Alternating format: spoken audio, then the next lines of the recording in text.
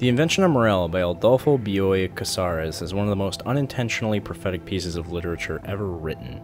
The main plot point in the novel revolves around a machine that captures reality and plays it back, described as a new type of photograph.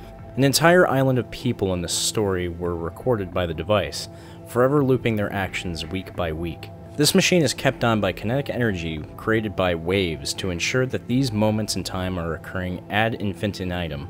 Despite most of the characters in the novel recorded by this machine being long deceased, their essence captured and projected perfectly reflects who they were and what they'd done at the time, even if it was just for a week on a deserted island.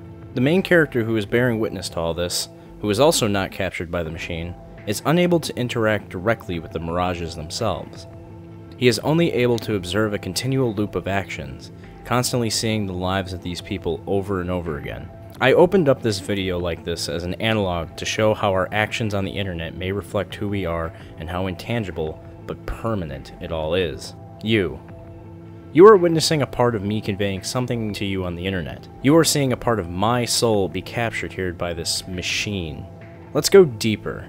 You may have several different accounts on social media. Your interactions and deposits on Facebook, Twitter, and Instagram leave a footprint of you online.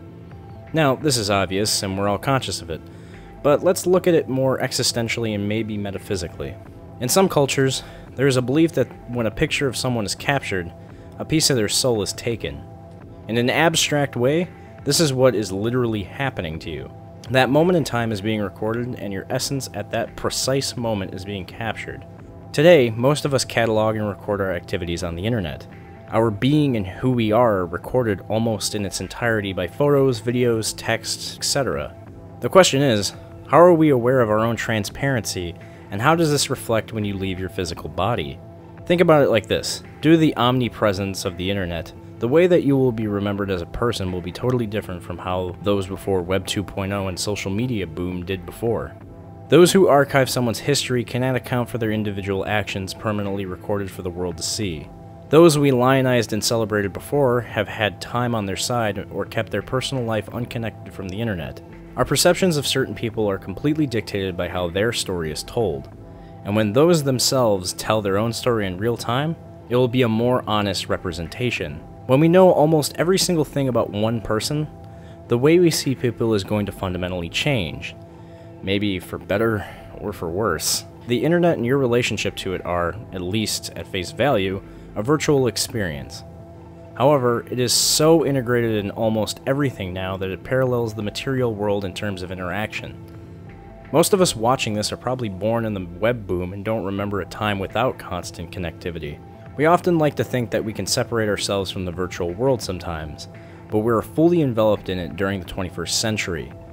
In this type of discourse, we often go over the semantics of our privacy and what is known about us on the web. But the truly frightening thing about privacy on the web is not the big corporations or governments stealing your data and selling it, but how much of yourself you leave on the table once you're gone. These memories and interactions of you will remain on the internet forever, at least until something cataclysmic destroys it. In today's world, it isn't about the memories and impressions that you leave in the material world anymore.